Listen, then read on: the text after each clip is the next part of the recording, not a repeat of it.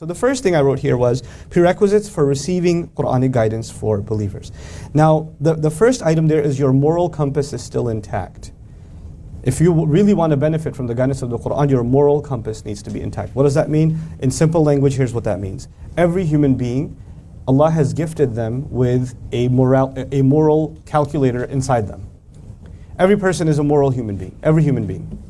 Allah put the ruh inside every human being, yes or no? That ruh was in the company of Allah. It was given the knowledge of the basics of the right and the wrong, and even knowledge of Allah Himself. We learned that in Surah Al-A'raf. Because every human being, doesn't matter if they're born in a Buddhist family, or they're born in an atheist agnost family, or they're born in a Christian family or a Muslim family, it doesn't matter. All human beings are gifted with a certain basic sense of decency. The Arabic term for that, the Islamic term for that is the fitrah. The Rasul of Allah sallallahu alayhi wa sallam would say, كُلُّ مَوْلُودٍ يُولَدُ عَلَى الْفِطْرَةِ. Every human being was given or was born with the fitrah. It's a very famous hadith of the Prophet sallallahu alayhi wa sallam. Okay, now, having said that, what does that practically mean? Practically what that means is, even when a man is, or a woman is 30, 40 years old, and they're not Muslim, even if they're not Muslim, they still have a sense of, man, that guy is getting beat up on the street, that's not right. Or these people stole money and didn't give it back, that's not correct. Or they shouldn't be insulting their coworkers that way, that isn't right. They have a sense of justice inside them. It didn't come from necessarily even their, actually you go across cultures, it's not even from the upbringing. If you go across cultures, different cultures, you'll find everybody has a sense of justice. Everybody has a problem with injustice. Everybody has respect for the truth. Everybody has a disgust for lying.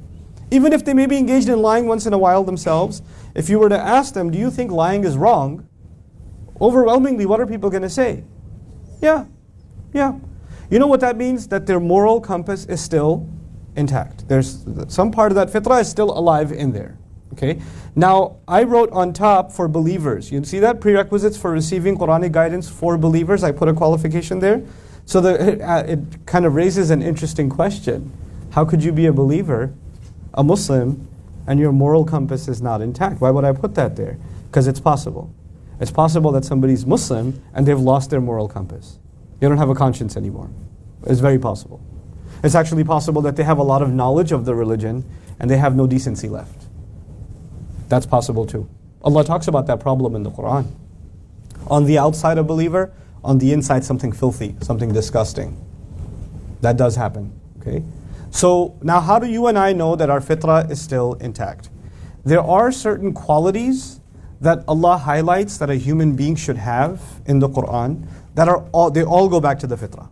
So I won't give you all of them, but I'll give you a handful, and you could pick, paint the rest of that picture yourself. Gratitude is a quality that a person should have if they have their fitrah intact. Now let's test that a little bit. If somebody does something nice for you, you're at the airport, you dropped your bag, somebody picked it up and handed it to you. What's at the very least, if you're half decent a human being, what are you going to do? Thank you. Do you have to be Muslim for that? No. So a sense of gratitude comes with being decent. You understand that? So gratitude is a fundamental quality of the fitrah, one of them. Okay. Thinking is a quality of the fitrah. To be able to think and process, that's a human gift that Allah has given us. Patience, kindness. These are qualities that good people have. And these are qualities that Allah highlights in the Qur'an, or no? He does. As a matter of fact, in many cases He highlights that Allah loves people that are grateful. Allah loves people that are patient. He wants you to become people that think. So the things Allah wants you to become, or the things that Allah loves, are actually pretty much all qualities that we were already given as part of our fitrah. They were supposed to be inside of us already. You with me so far? Okay. So if a person has a really big patience problem, or they're not grateful for anything, they have a hard time being grateful. It's very hard for them to say thanks. It's very hard for them to be humble. Humility is another actually fundamental quality of the fitrah. And humility has many levels, but the first of them is to be able to admit your mistakes, to be able to admit you're wrong, or you're not the best, or to be able to admit someone's doing a better job than you are, right? Some people have a really hard time with that, to be able to admit their mistake. So if your fitrah is not intact, then you're going to have a hard time with the Qur'an. Now let me tell you what that means. That means that you might actually learn a lot about the Qur'an. You might learn Arabic grammar.